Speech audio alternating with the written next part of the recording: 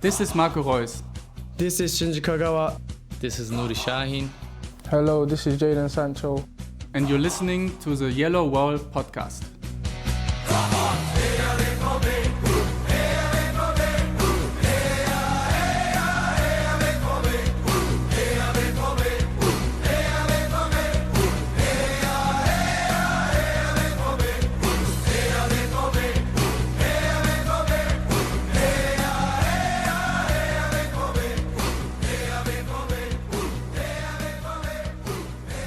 Hello and welcome to episode 504 of the Yellow Wall Pod. I'm your host, Stefan Butzko, and today we will talk about a 3-2 win against Hoffenheim, albeit briefly, 4-0 win against VfL Wolfsburg, and to complete the plastic palooza, we will preview also Sunday's game against Leverkusen.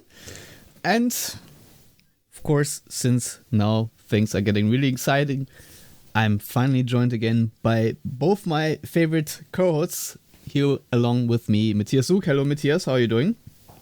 I'm doing well, Stefan. You know, I have 3 children.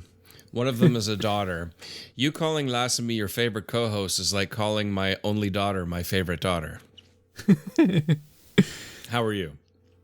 I'm doing great. Lars Pollmann, I hope you'll have a worse hit back at me, but you had more time to think, so I'm a little scared. But anyway, how are you doing? No, Stefan. How are you both doing after you recovered from sickness, which is why we didn't have an episode after that dramatic 3-2 win against Hoffenheim last week? First of all, Stefan, I'm taking every compliment I can get, so you're also my favorite main host of this show, Stefan.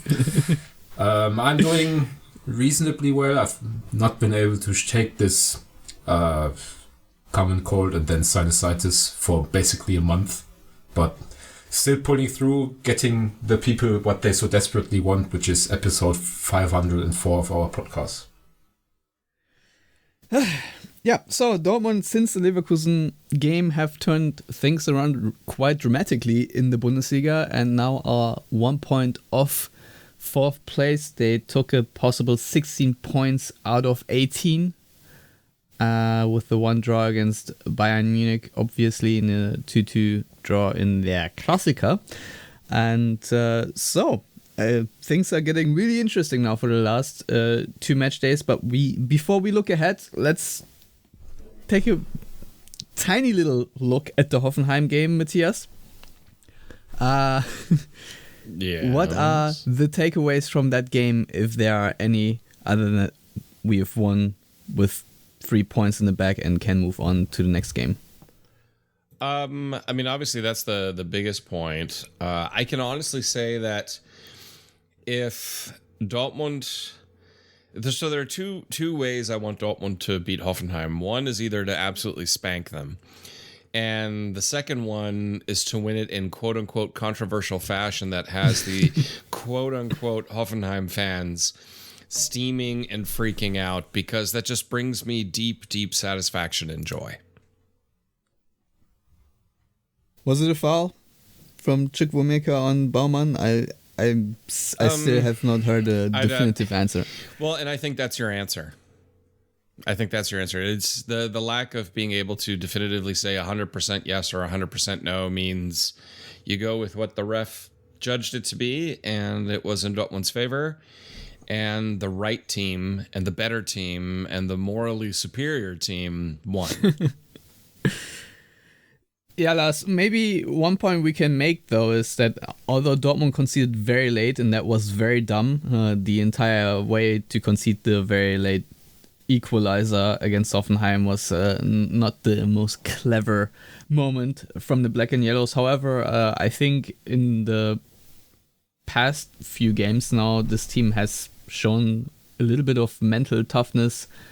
Is that a takeaway that we can make about the development now under Niko Kovac, that there is some rigidity to this team, and obviously you will not come back this late in the game if you don't have the physical fitness that is necessary to do that?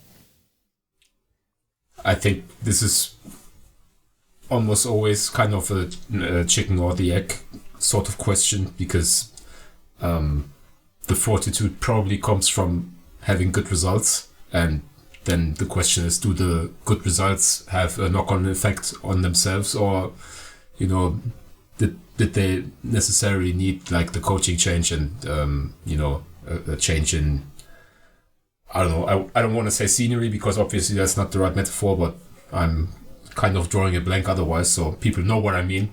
I think it's probably mostly just down to, the confidence levels rising with every good result, because for long stretches of the season, kind of the main talking point was the volatility both in performance and result from Dortmund, because obviously they had a number of good games, even under Nuri Sahin, but they never really were able to string a few results together, which, I mean, when did they first win 2 games on the spin in the Bundesliga this season? I think that was Union Berlin and FC St. Pauli, which was already under Kovac, so kind of a crazy stat to consider when Dortmund might well finish 4th in, 10 days time. I think results beget results, basically, and they are now on this kind of run of form where you can come back from, being knocked down a bit. They already did that against Gladbach. Obviously, the situation was a bit different because Itakura scored the first goal with basically the first notable attack from both teams in the entire game, and they had, 65 minutes or so to make amends, as it were. But then Hoffenheim equalized twice, and obviously the circumstance of the third goal kind of make it a bit special, because it's not like Waldemar Anton had much of a goalkeeper to aim at, because Oliver Baumann was basically struggling to stay on his feet. But I agree with Matthias, that's not a situation that is definitely a foul by Chukwuemeka, so I don't understand the calls for the referee to take a look at the VAR screen, because VAR is meant to correct obvious mistakes, and I mean the fact of the matter is that we are still discussing it almost 2 weeks later, and there's no definitive answer. So there is your definitive answer, as Matthias put it. Wasn't an obvious mistake, so that doesn't matter. I think the ability to handle negative emotions during a game, going through difficult spells, is something they were severely lacking for most parts of the season, and it's obviously one aspect as to why they are now in a much better space. But I've still seen too many Dortmund games this season to believe that if for whatever reason they find themselves down in Leverkusen on Sunday, to just automatically assume, well, Dortmund are over this problem now and they are definitely going to strike back. I'm still in need of convincing, if that makes sense. Yeah, perfect sense, because there are no guarantees with this particular team, I think, this season. I mean, the game against Hoffenheim, we can obviously praise the late winner, but honestly, considering there was a whole week of recovery between the Gladbach game and the Hoffenheim game, I expected a performance on a higher level. I expected Dortmund to put this game to bed much sooner. Obviously, we all were re-traumatized when Guirassy took the ball from Emre Can and then hit the same corner as one Sebastian Aller did 2 years ago. And the fact that Baumann even managed to save the penalty by holding onto the ball is just maximum emotional torment. And of course, when we talk about the Wolfsburg game, in the end, a very convincing win, but obviously the first half was not the prettiest either, where I thought Wolfsburg also had a lot of control, even though they didn't create the biggest chances, but still more than you would like. But I think the guess positive is that Dortmund, at least in this game, did not really have to come back from any big setbacks. I mean, the game pretty much started with the perfect way. Wayward. I don't know wayward, but certainly a little bit of a deflection by Brandt from that Süle pass to Guirassy, who was then wide open in front of goal. And I love a good dummy. As a striker, still think of the was it Milito, Diego Milito, who scored in that Champions League final against Hans-Jörg Butt.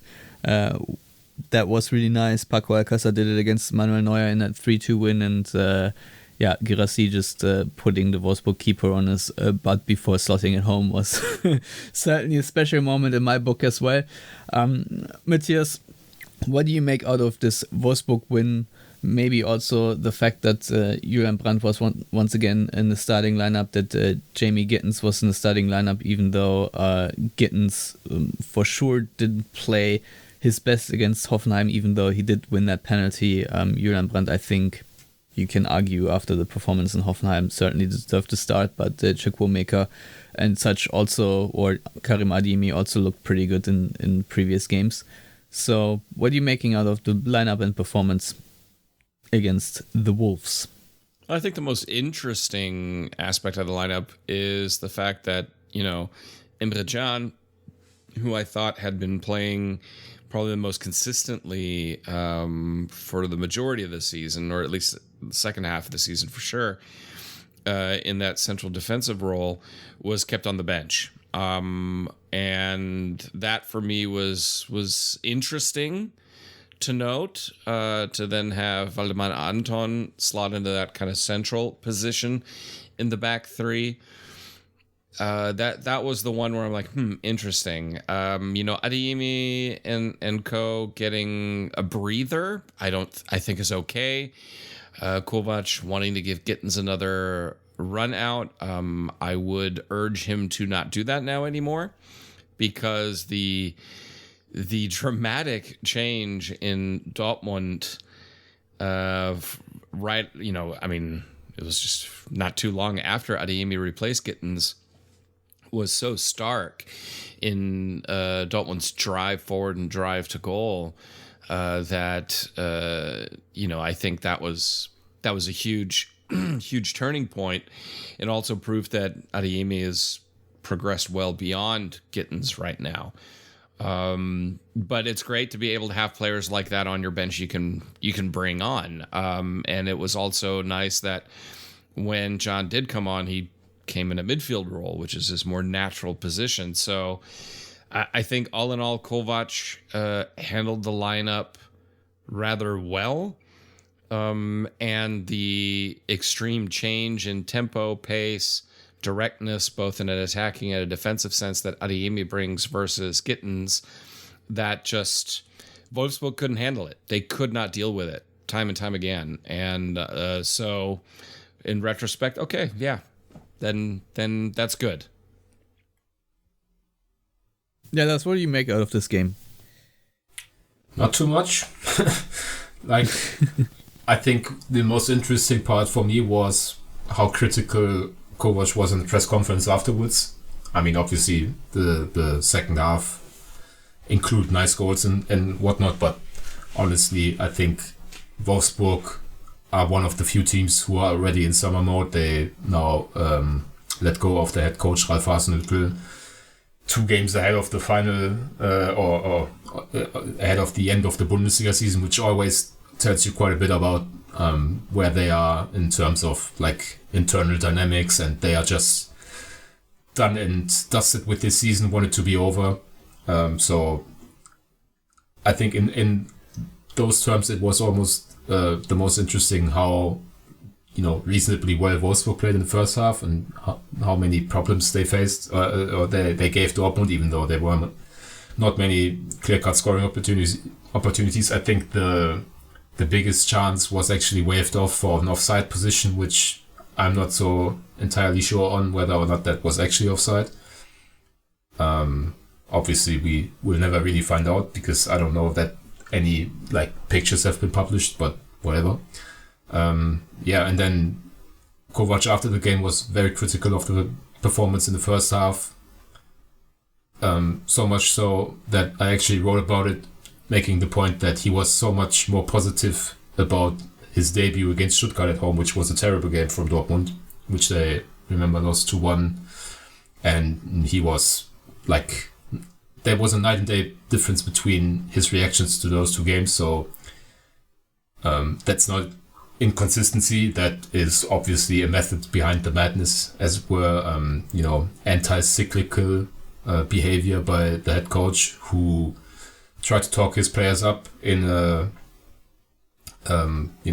problematic situation when he took over, and now because there's some solidity in performances and results, he feels he's able to give them some, hard truths.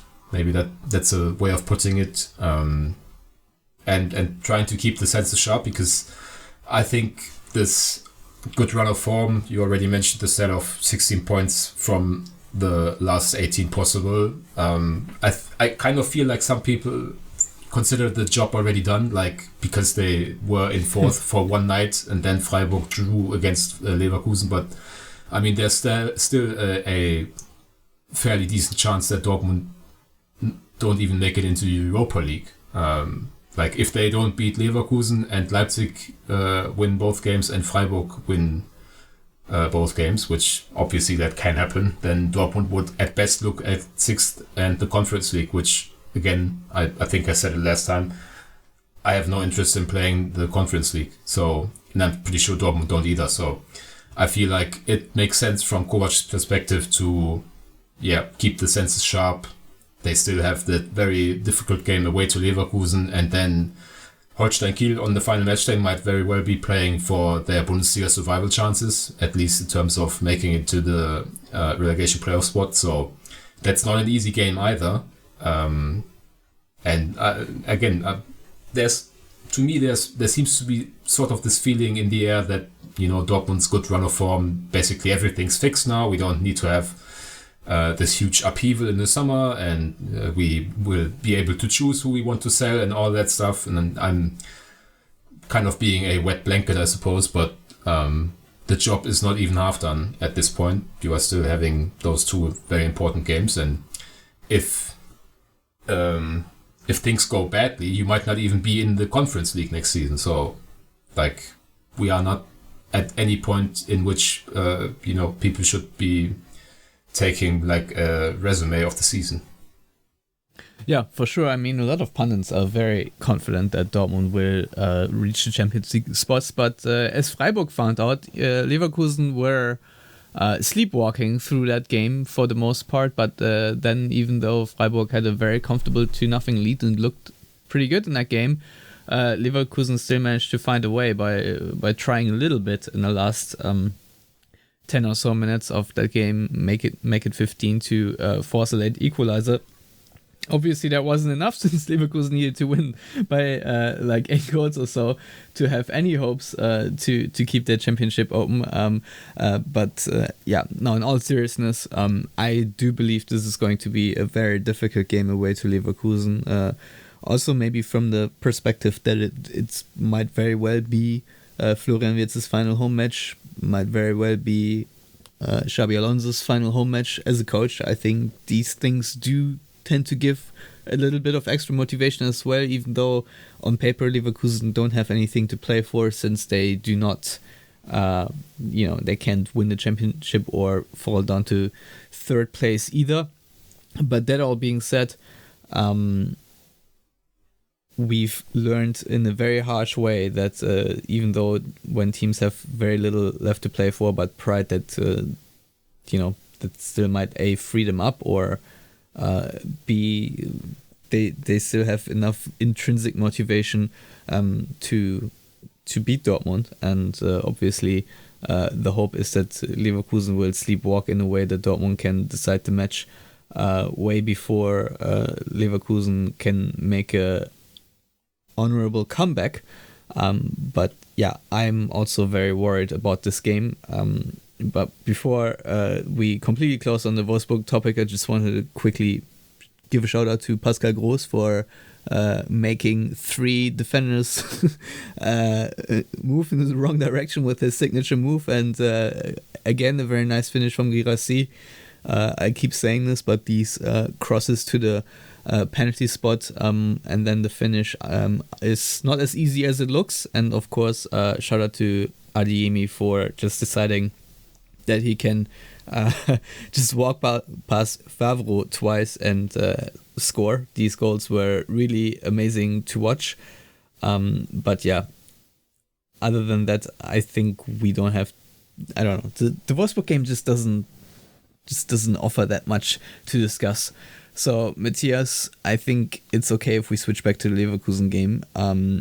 We've already talked a little bit about the lineup. If I hear correctly, I think you wouldn't change too many things, but maybe Adeyemi for Gittins, or are there other positions that you would change? Maybe bring in Yankuto for Riasson, or maybe Emre Can for Anton, or would you just keep it as is? No, I'd keep it as is against Wolfsburg, except the aforementioned, I'd bring in Adeyemi for Gittins.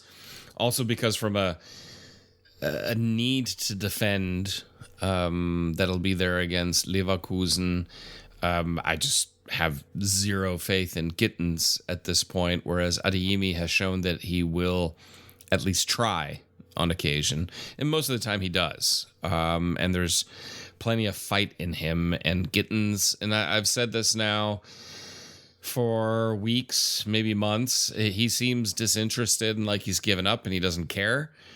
And that's just how it comes across. Whereas Adeyemi, that's not the attitude that's shown there. I think, maybe you start Emre Can instead of Felix Metcha, but I don't know about that, to be perfectly honest. The rest seems to be working. I would definitely not bring in Yankuto for Riasson because, again, you need to be able to defend, and I just haven't seen enough from Yankuto to accept that he's able to do that consistently. Especially not against Grimaldo. Yeah, against Grimaldo, against a very good Leverkusen side. You know, the one thing, and you mentioned it, you know, teams not having anything to play for. On paper, yes, Leverkusen have nothing to play for, but pride. But like you said, you know, kind of last home showing for Xabi Alonso.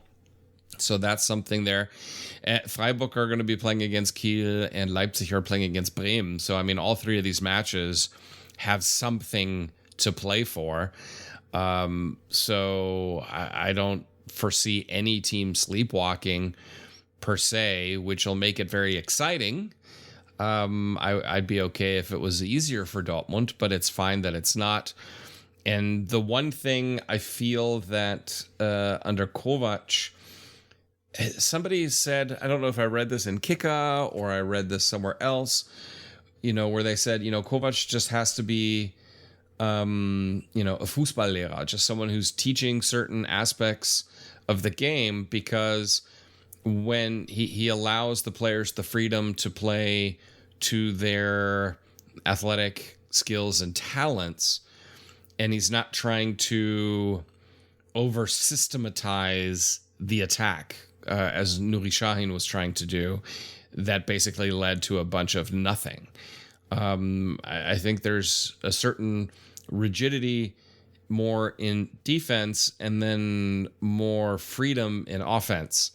And I think that's playing to this current squad's strengths in this current run. And so I wouldn't change it too much except Adeyemi for Gittins. Yes, any other ideas? Maybe taking into consideration the yellow card situation, because I think they went into the Wolfsburg game with 4 or 5 players on 4 yellow cards, and obviously in the Bundesliga a 5th booking, regardless of when it happens during the season, means a suspension. So maybe that's something to consider, because you don't want to come into a situation, especially seeing as some of these games against Leverkusen have been somewhat emotional affairs over the last few years. You don't want to run into a problem where against Kiel you suddenly have to switch out like 4/10 of your outfield players or whatever. So I don't actually have the list in front of me, but I'm pretty sure it's Benzibaini and Anton, for example. So maybe you put Can in there ahead of one of them just to have some cover for the final game. But other than that, I think they are pretty set in their ways. I definitely agree with Adeyemi over Gittins. Maybe Bayer as well, just because he has not been able to play recently. Available. So, you know, in theory, he should have fresh legs and want to show something. Obviously, he was one of the informed players ahead of this current short spell of injury. And he definitely brings to the table what Matthias mentioned with Adeyemi, the 1-2, the defensive contributions. He's basically their first pressing player in attack because they don't want Guirassy to run around too much. So I think basically whenever possible, I would personally play Maxi Bayer because he's just such a valuable piece of basically everything you can do in a game. But obviously we don't know about his availability. And other than that, I think the team is pretty much settled in a decent sort of operating window, if that makes sense. And why tinker too much? Like if the yellow cards aren't a consideration, I also wouldn't just put in Emre Can in central defense because he's the captain. Like being the captain sometimes also means being the bigger man and recognizing that the backline of Bensebaini, Anton and Süle has worked quite well, even though they've conceded a fair few goals over the last few weeks. I think this against Wolfsburg was the first clean sheet since the start of March,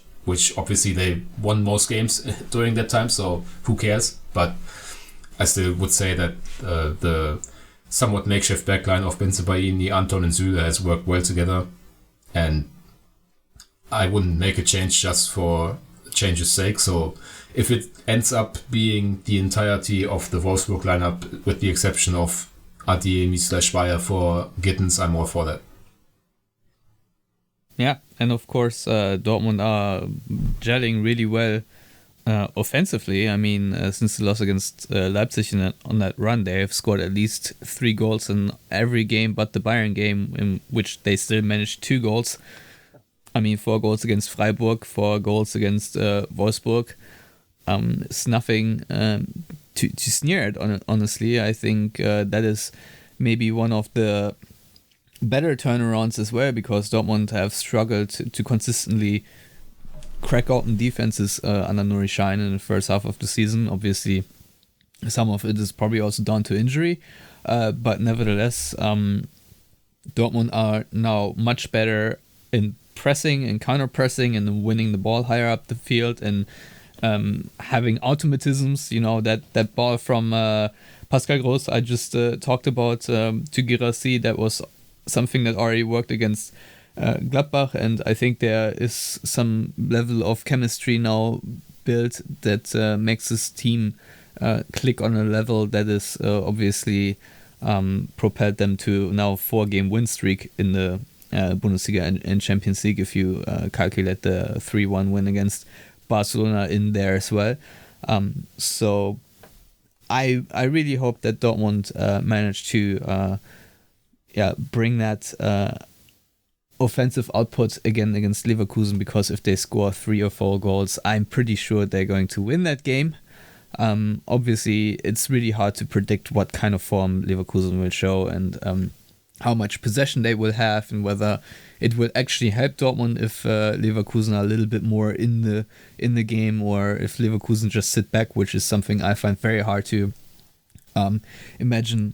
But yeah, the one big problem Dortmund had defensively, and I think maybe the Itakura goal that he scored in the Gladbach game is maybe the best example, is that Dortmund do struggle against dribblers still defensively. If someone just decides to take the ball and run through their defense, they have usually a very tough time stopping them.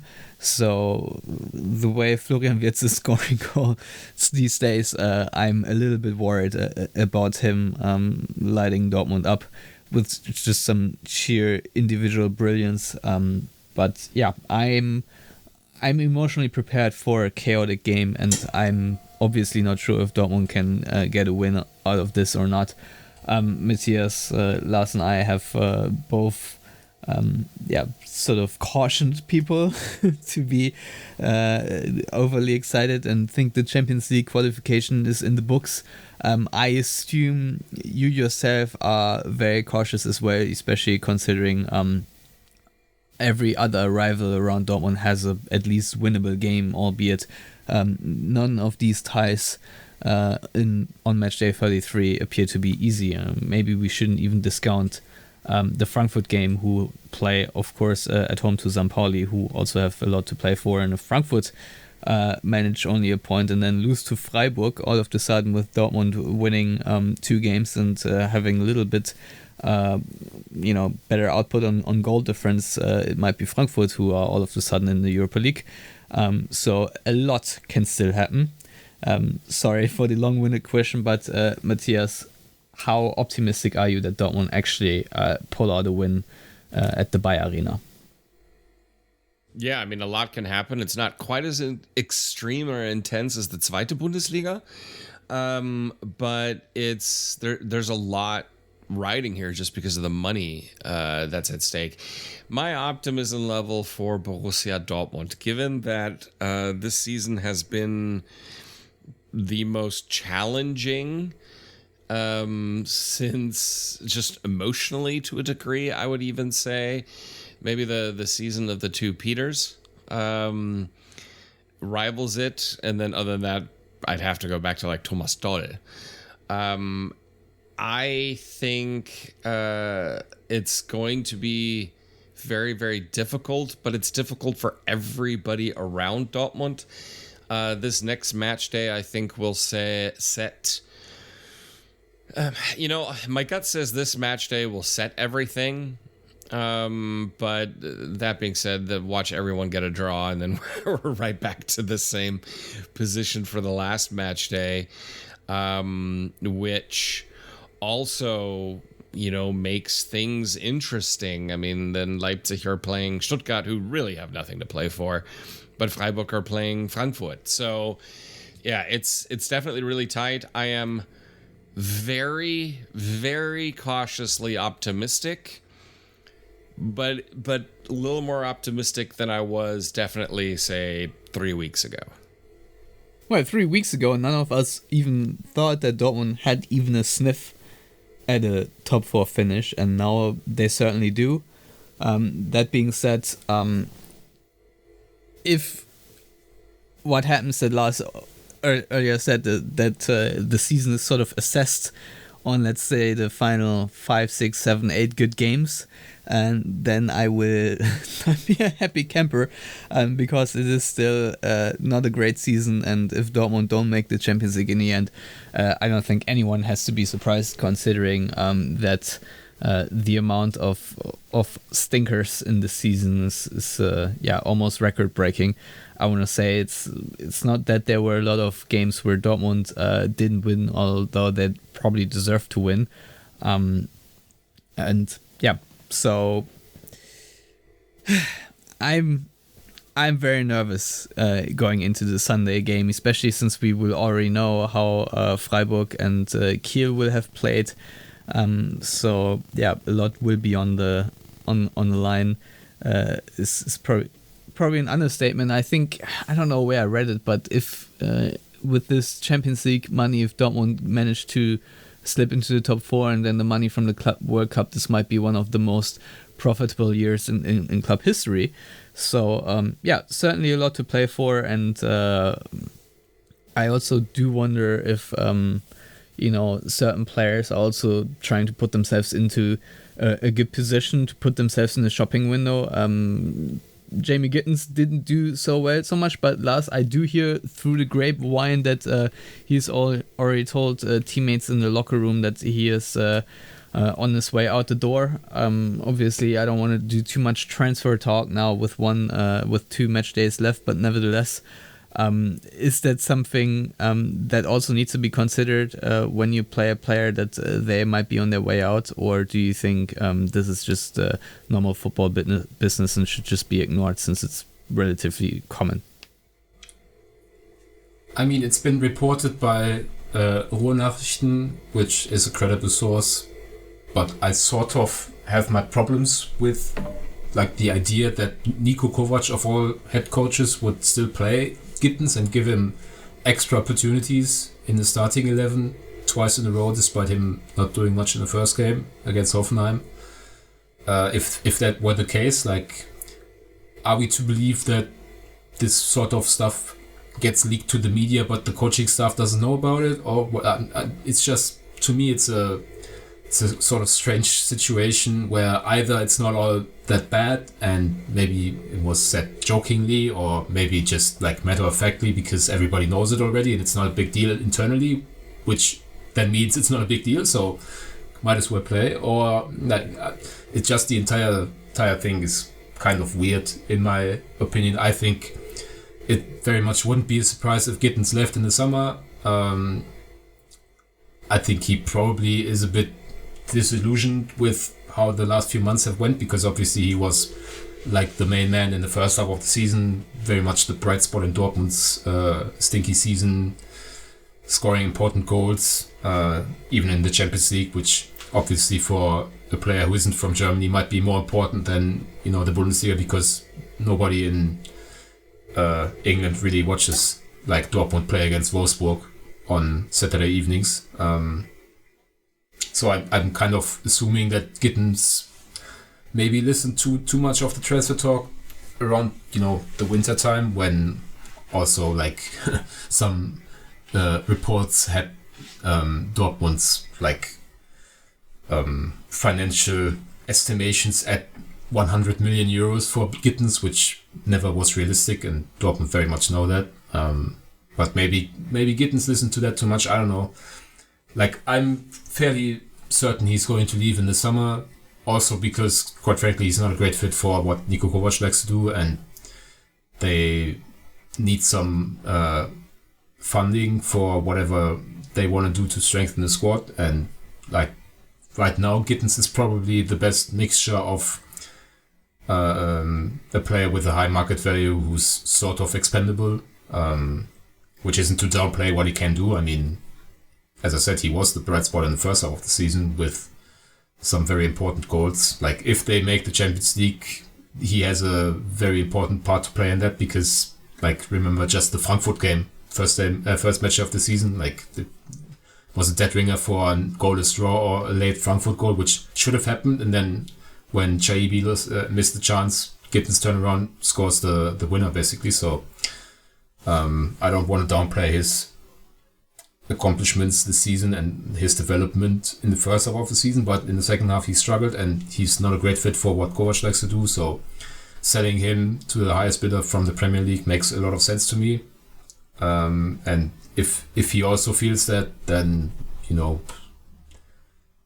it's a good match in some sense. The only thing that probably would turn it a bit sour from my perspective is if he ends up going to Bayern, because Bayern are losing Leroy Sané on a free transfer, and maybe they reignite their interest in Gittins. Like, that would be a bit of a tougher pill to swallow, but ultimately when a 20-year-old does as well as Gittins has done over stretches at Dortmund and wants to move back to his homeland, to a bigger club, I don't really have a problem with that. Well, in my book, Jamie Gittins will definitely be one of the bigger stars in football in the next 3 years. I still think that even though he is a bit of a rough patch right now, I still think there's an absolutely brilliant footballer in him. Obviously, you know, he still has to mature to really unlock it and do not sort of be labeled the eternal talent, but I think he's going to get out of that the skill set that he has. Even though I've read a lot of people calling him a one-trick pony, but I just think that's very fair to him. I think he is actually a very skilled player, and so I have no doubt that next season or the season after, he'll definitely raise his market value by quite a significant amount, since he needs to, you know, be a bit more adjusted to playing professionally with consistent minutes, even though I think he has the most appearances for Dortmund this season, although not the most minutes.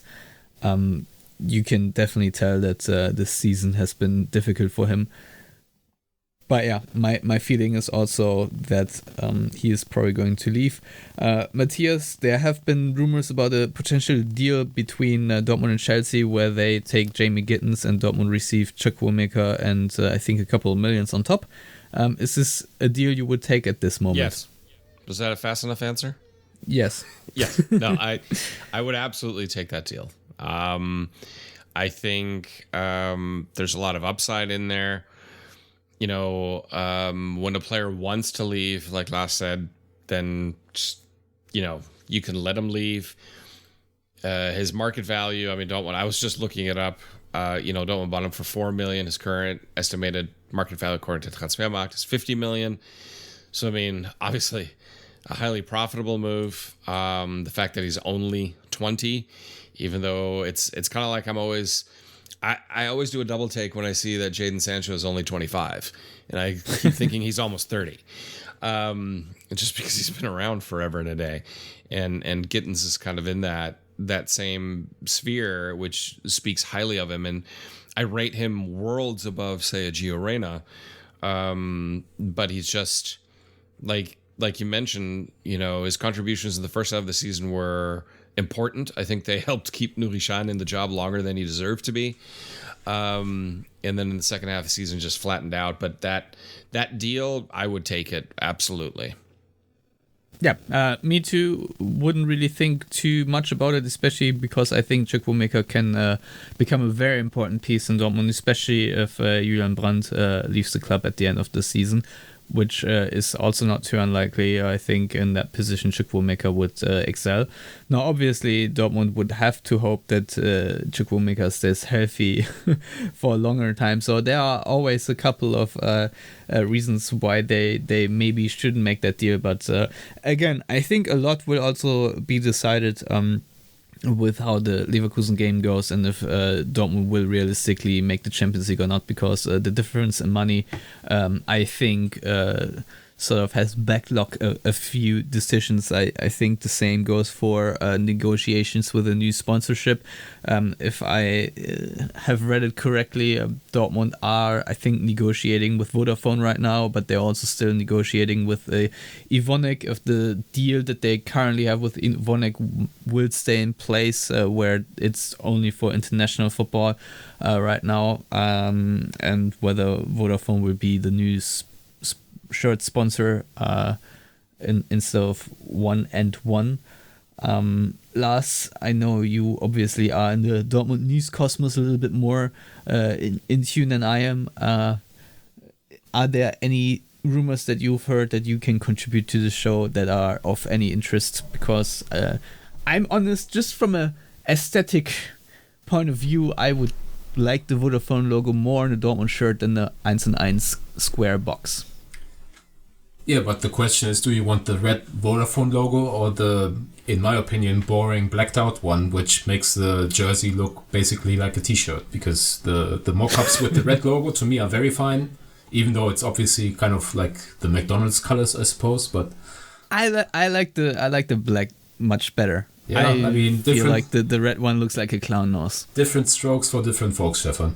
I would be fairly confident in saying that Vodafone are definitely not in the market for this split sponsorship deal that 1&1, or as you said, 1&1, have done, because 1&1 are basically a German company with no large European or international brand appeal, whereas obviously Vodafone, worldwide company, already on the front side of the jersey at Manchester United a few years ago.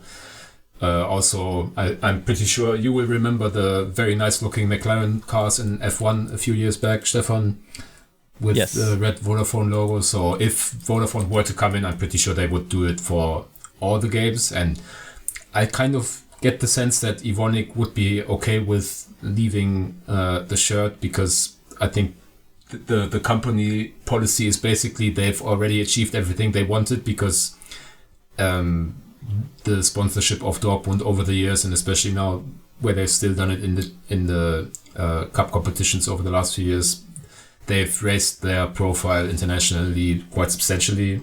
They are one of the global players in like chemical stuff, which is the technical term. So I'm kind of expecting either Vodafone or another company to come in. I think, again, Ruhrnachrichten reported that they are supposedly that Dortmund are supposedly in talks with another potential sponsor from the world of real estate. What that or who that is, I don't know. There wasn't any further speculation on that. Trump Towers. Ultimately, I think as long as it's not Rheinmetall, pretty much everything is on the table right now. And at the end of the day, like even the black 1&1 box, I always think the eye kind of gets used to it. Like it.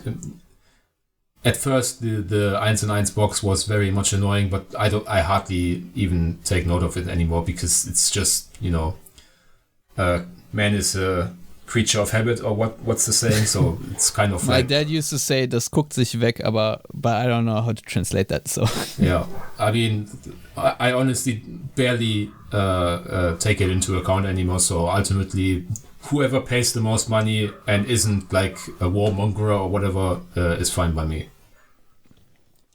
Matthias, do you have any aesthetic preferences for a shirt sponsor? Well, Stefan, you have found the only thing I care less about than preseason games, and that is kits. As long as it's not polka dots again, I don't care. I'll be totally honest. I couldn't care less. All right. Fine.